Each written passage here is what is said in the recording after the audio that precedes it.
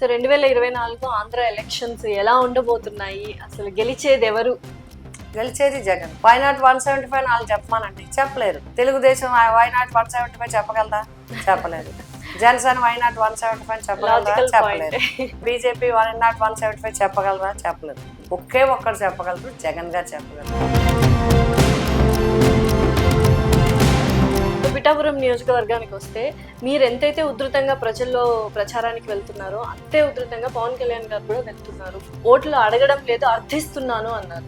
ముందు వాళ్ళ మీద వాళ్ళకి నమ్మకం ఉండాలి, వాళ్ళ పార్టీ మీద వాళ్ళకి నమ్మకం ఉండాలి, వాళ్ళ లీడర్షిప్ మీద వాళ్ళ నమ్మకం ఉండాలి. ఎస్, నాకుంది.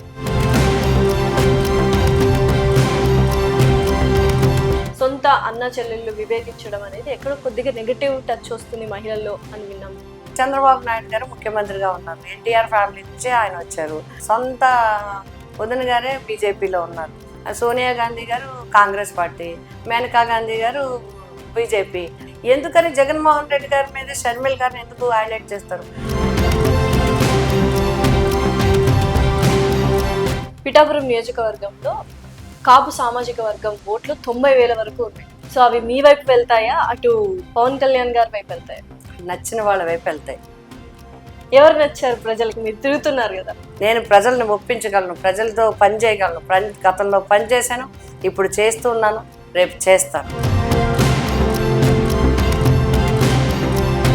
మెగా ఫ్యామిలీలో హీరోలు అందరూ వచ్చి ఇంకొన్ని రోజుల్లో ఇక్కడ తిష్ట వేసి అందరి ఇళ్లకు వెళ్ళి గడప గడపన వాళ్ళు ప్రచారం చేస్తారు అని విన్నాం. ఇది ప్రచార సరళిలో భాగంగా పైన అందరూ వస్తారు, చూస్తారు, వెళ్తారు. రేపొద్దున వాళ్ళకి వస్తారు, మనకి వస్తారు.